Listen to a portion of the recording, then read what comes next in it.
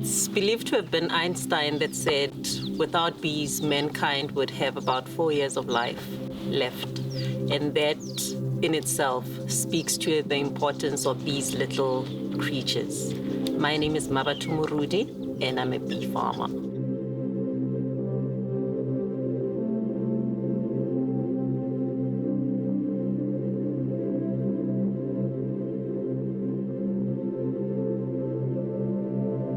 I grew up in Winterveldt, rural Winterveldt. My grandfather was a farmer, but really, honestly, I didn't see the influence then because I never had an interest in becoming a farmer at all, let alone even think about it. For us, it was just part of our life.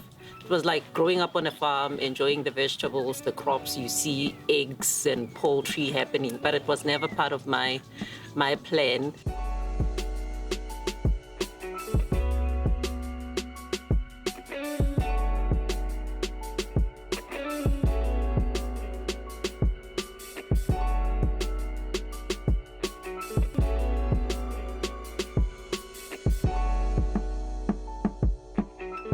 What bee farming is, a more scientific term for it is apiculture, farming with bees for the production of honey and its byproducts. What that entails, it's basically you host beehives in the colonies. We look after the bees so that they can provide us with the honey. So the bees would then go from flower to flower, collecting nectar and collecting pollen to feed to the larvae. Into the hive, into the cells. On the comb you find bee cells. And through the process of flapping of their wings, this nectar is then turned into honey. It actually regulates temperature, not only that, and then it removes moisture from this nectar to a point that it's honey. By the time the honey is ready, the bees consider it to be ready, they seal off these cells, and that's how we know that the honey is ready for us to come take and extract.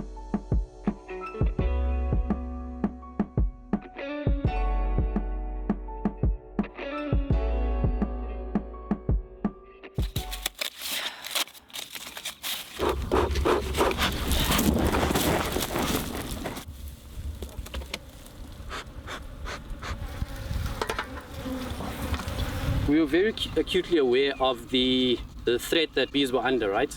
And in designing our model, we thought that firstly, we want to make sure that we take care of the bees and provide an environment that's going to be secure and safe for the bees. If you think about it, bees pollinate at least 80% of our crops.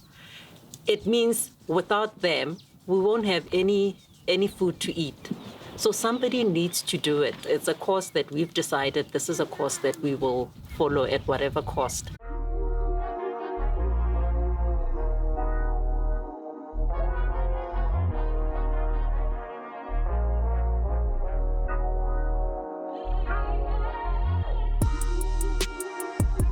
As a country, as a continent, we've got poverty, malnutrition or undernutrition. We've got a lack of skills. And through this model, we've basically tried to cover all of those.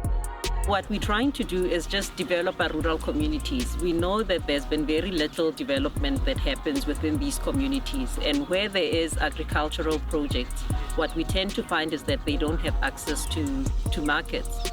So we said, how do you create an ecosystem? It's basically saying, train people, so transfer skills. We're saving the bees at the same time. We're creating a market for the produce within these communities. And I think it's also about creating awareness and pride for people that stay in these communities to say there's so much wealth in your community. Open your eyes and use it to your benefit.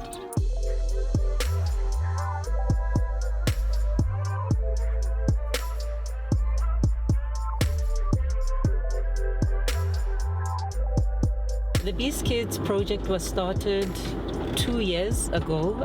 We have 13 young people from rural Winterveldt.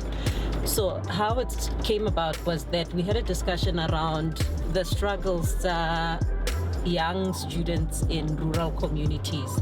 A lot of them are not able to continue to further their studies beyond matric. So we thought, why not start training young people with the intention of saying, once we buy back the honey from them, the money they can put into a trust whereby at a later stage that's able to help them with their tuition fees. We realized that in order to be able to achieve sustainability, we had to go further than just beekeeping and saying, how do we introduce people that can teach communities about business management, about financial management, by so doing saying, we are helping you to start off, and then you are helping yourself by taking care of this project, that we're able to buy back the produce from you, and from that money you're supposed to grow the business from there.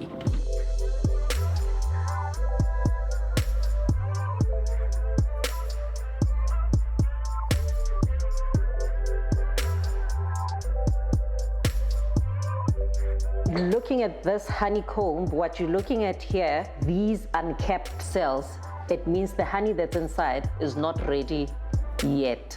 But once they've figured that the honey is ready, you'll notice the difference that these are all kept, meaning this honey is actually ready to be consumed according to them. The moisture content is at the right consistency and so on.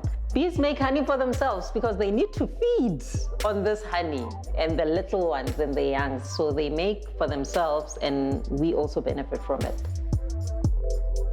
Oh, this is really good honey.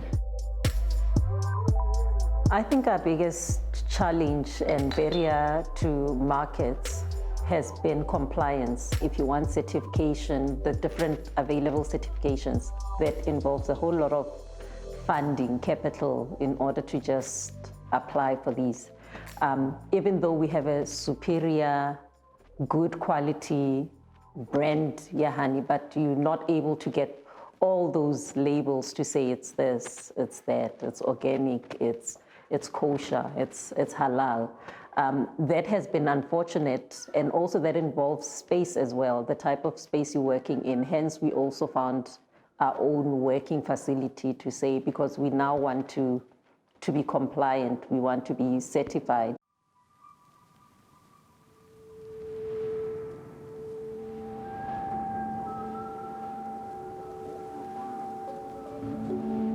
Like any other business, your highs can be very high and your lows they can get you crawling on the floor and asking yourself, why am I even doing this in the first place? But yeah, I'm finding that with each and every day, you get bolder and bolder to make bigger and bigger decisions, moving away from just remaining a startup and a small business and a subsistence farmer for forever. Now we're starting to look at, how do we advance? How do we become commercial? How do we compete with the big bee farmers? But we're not only doing it to include only ourselves. We're saying, how do we do it with communities? And I think that's our purpose. How do we bring our communities, because they have something that can aid this business to become a global brand. The bee was recently announced as the most important animal on earth. And we need more people that can look after them, not only for the purpose of making money, but for the purpose of saying, how can I create a conducive environment for these bees to thrive? So taking care of our natural habitat. For a young person in rural communities, I say there's a wealth of opportunity in these communities, a wealth of opportunity working the environment, working the land. And what better way to motivate somebody than saying, I mean, if you don't look after these bees and they disappear after 4 years, you wouldn't be around.